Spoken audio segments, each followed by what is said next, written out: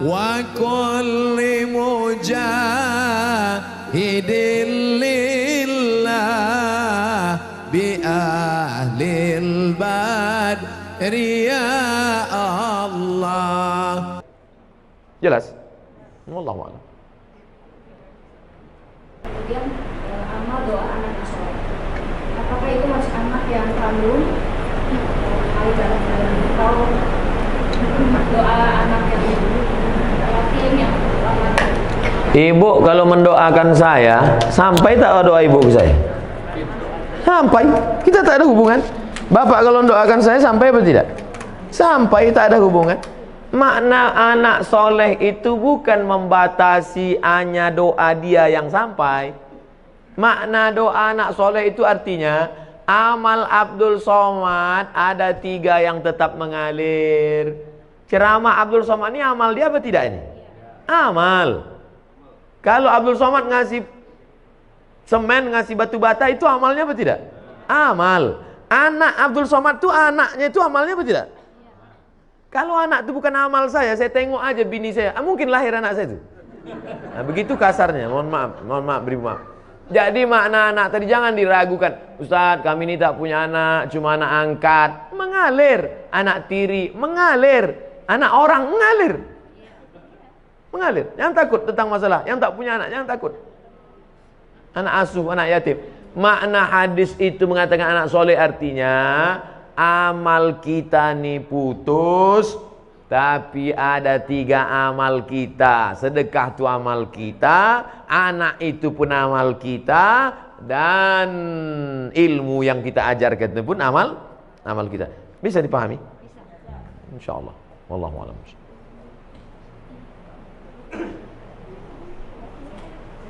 Assalamualaikum warahmatullahi wabarakatuh. Waalaikumsalam.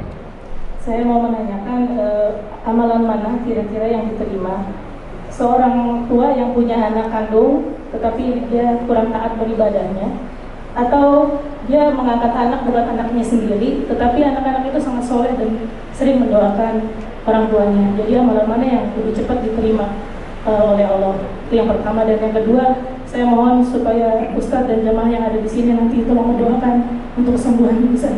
Nanti di akhir majelis kita doa semua untuk kesehatan, untuk husnul khatimah, untuk anak-anak kita dijaga dari narkoba. Nanti di akhir majelis. Punya anak kandung, kerjanya minum khamar, sakau, mabuk. Ada anak angkat, orangnya soleh. Kedua-duanya ini berdoa. Mana doanya yang lebih dulu sampai? Illalladzina amanu wa amilus shalihat.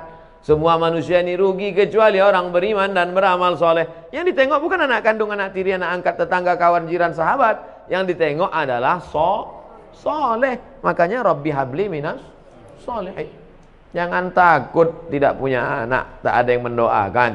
Jangan takut bahwa kita tidak punya anak, tapi kita didik anak-anak kita jadi soleh, baik, bagus, memang itu perintah agama. Tapi terlalu khawatir tak punya anak, jangan takut. Nah, oleh sebab itu maka doa sampai, doa kawan sampai. Itu makanya kita suruh dekat-dekat dengan orang-orang soleh, berjamaah. Meninggal kita, saya insya Allah kalau mati jamaah nih seramai ini banyak mendoakan. Tak ada pun doa dari tetangga, sahabat, kerabat, doa dari jamaah banyak doakan. Yang penting hablum minan nasnya baik, hablum minallah baik. Maka syarat dikabulkannya doa amanu wa amilus sholihan, beriman dan beramal soleh. Wallahu a'lam.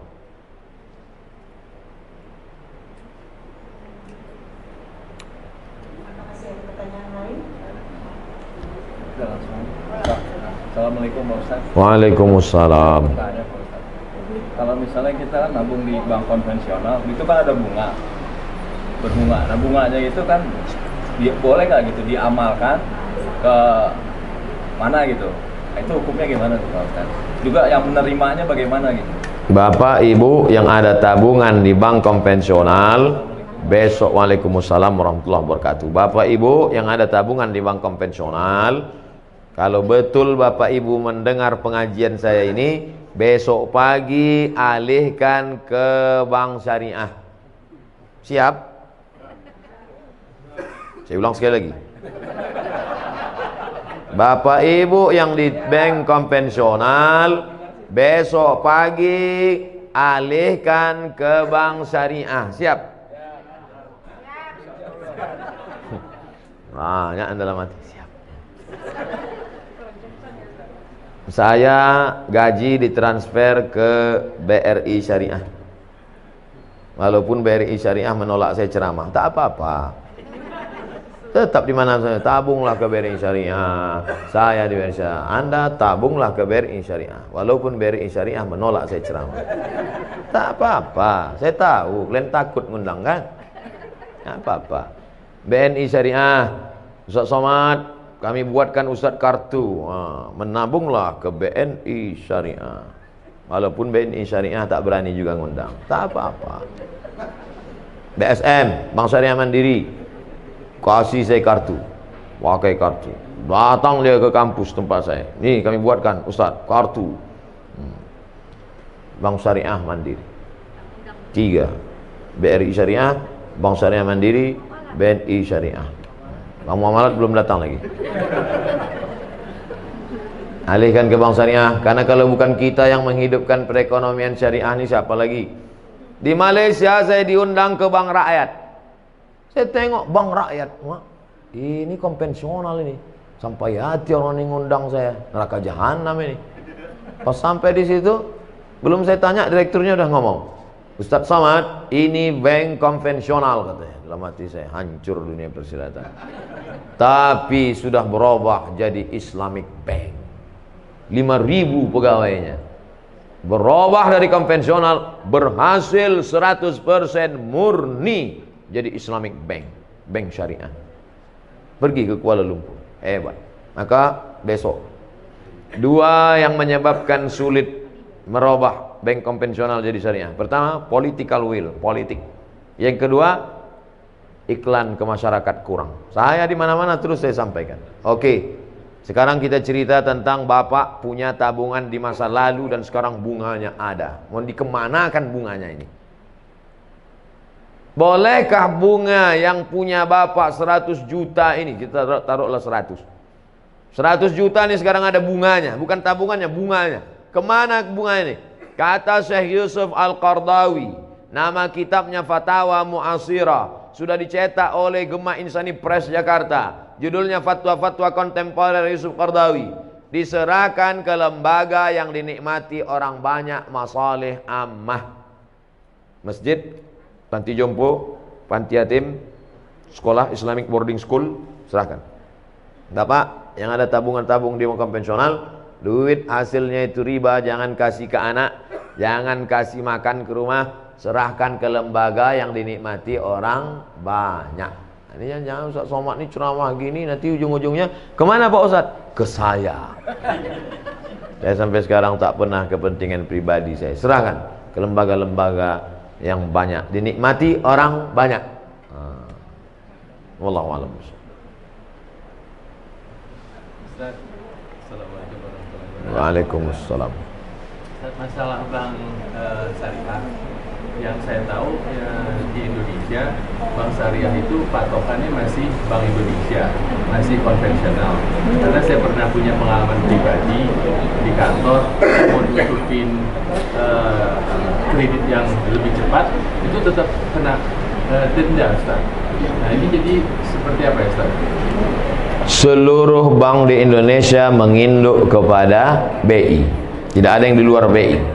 Tidak sama macam di Saudi Arabia atau Dubai Islamic Bank, atau di Mesir Faisal Islamic Bank, cabang dari Faisal Islamic Bank Saudi Arabia sendiri. Semuanya tetap menginduk ke BI. Yang menetapkan suku bunga BI. Makanya selalu saya katakan ini proses menuju pure syariah.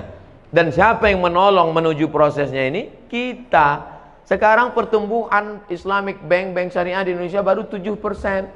Yang 93 konvensional.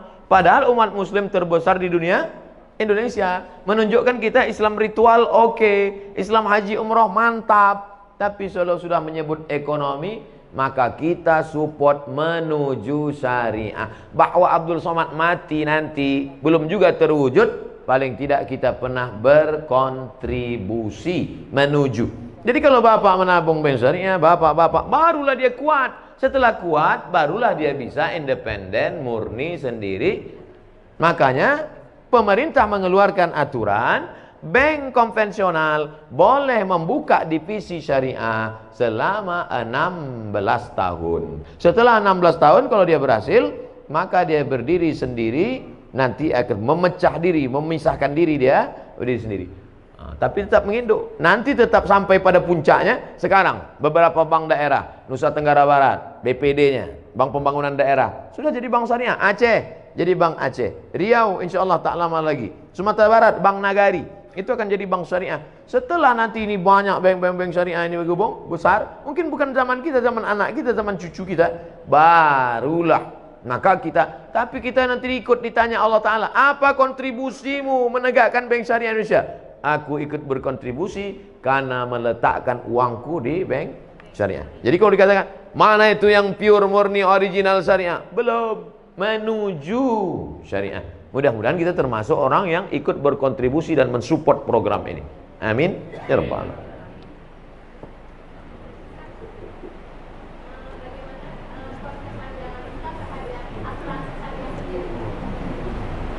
Hukum asuransi ada dua. Yang pertama mengatakan asuransi itu haram. Kenapa asuransi itu haram? Karena di dalamnya ada gharar, gambling, judi. 10 juta, 10 juta, 10 juta, 10 juta, 10 juta, 10 juta. Batuk dapat 100. Tak pernah, flu pun tak pernah. Tak dapat, bertahun-tahun tak dapat. 10 juta, 10 juta, 10 juta, 10 juta kumpul. Nabrak tiang listrik. Langsung dapat. Ini tak pernah, akhirnya marah dia karena udah bertahun-tahun tidak, tabrakannya dapat. Maka karena ada unsur gambling, gharar, judi di dalamnya, haram. Kata fatwa yang pertama. Datang fatwa yang kedua, mengatakan boleh. Kenapa boleh? Karena di dalamnya ada unsur ta'awun, wa ta'awanu 'alal birri wat taqwa, wa la ta'awanu 'alal ismi wal 'udwan. Jadi fatwa ulama tentang asuransi ini dua. Yang satu mengatakan haram, yang satu mengatakan boleh. Saya sampaikan dua-duanya dalam satu majelis. Kapan muncul masalah? Ketika dalam satu majelis saya sampaikan satu. Nah, itulah yang ada video Pak Profesor Dr. Ma'ruf Amin mengharamkan BPJS, tiba-tiba membolehkan. Dua-dua itu fatwa ulama. Cuman bedanya waktu belum jadi wapres disampaikannya satu. Setelah disampaikannya dua. Lalu kata orang, wah ini fatwanya kok berubah? Tidak, fatwa itu dua-dua ada. Buka dalam kitab Fatawa Mu'asirah, fatwa-fatwa kontemporer Syekh Ali Jum'ah Mufti Mesir. Tolong jangan upload sepotong-sepotong. Bahwa memang ada dua fatwa. Jadi kalau ada di antara bapak ibu yang memilih asuransi, perbuatannya itu betul atau tak betul? Betul, dia pilih fatwa kedua. Kalau ada di antara bapak ibu, aku sampai mati tak mau asuransi, perbuatannya itu betul apa tak betul? Betul juga, karena dia pilih fatwa yang pertama. Kok bisa ulama ini buat dua pendapat? Karena Nabi tidak ada menyebut dulu asuransi. Asuransi itu muncul belakangan dan ulama berijtihad. Rambut sama hitam isinya macam-macam. Ijtihadnya begini, ijtihadnya begini. Ustaz sendiri, saya tidak pakai asuransi kendaraan sampai sekarang. Terus Ustaz selamat terus, bolak-balik tabrakan. Mana berarti yang listrik, sedang nyetir ditabrak orang dari belakang. Bahwa dia datang, musibah namanya. Oleh sebab itu maka amalkan sesuai keyakinan. Jadi kalau ada orang mengatakan, apa ya kau pakai asuransi? Sholat rajin, pengajian rajin, pakai asuransi. Fatwa kedua, bray. Wallahu a'lam.